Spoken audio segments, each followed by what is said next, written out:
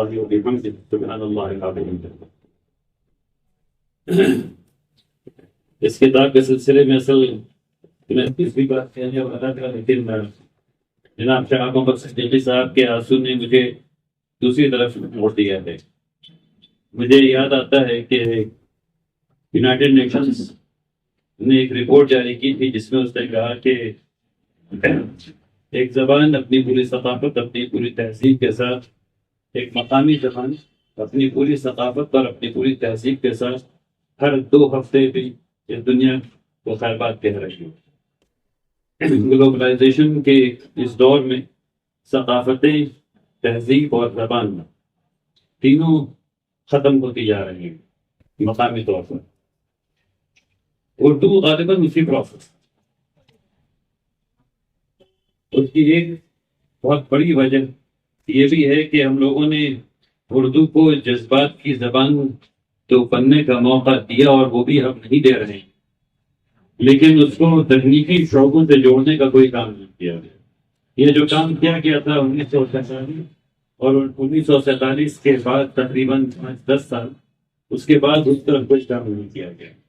مجھے یاد آتا ہے کہ غالباً 1950 میں، یاد نہیں آتا پڑھا میں، جو 1950 میں حیدرآباد میں پورا MBBS کا کورس اردو میں کرایا جاتا تھا، ڈاکٹر اردو میں بنائے جاتے تھے، اور وہ ختم ہو گیا اور کسی کی جان پر ضرورت نہیں ہوگی.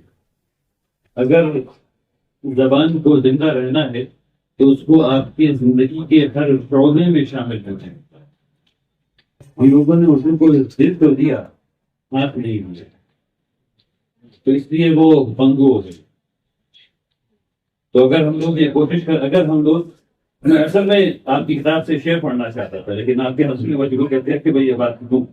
تو اگر ہم لوگ اردو کو آگے بڑھانا چاہتے ہیں تو اردو کے افسانے بہت اچھے ہوتے ہیں ماشاء اللہ، اخبار بہت اچھے ہوتے ہیں، دل کو بہت لبھاتے ہیں، دل میں جذباتی پیدا کرتے ہیں، بات سمجھ میں بھی آتی ہے، دل میں اتر بھی جاتے ہیں.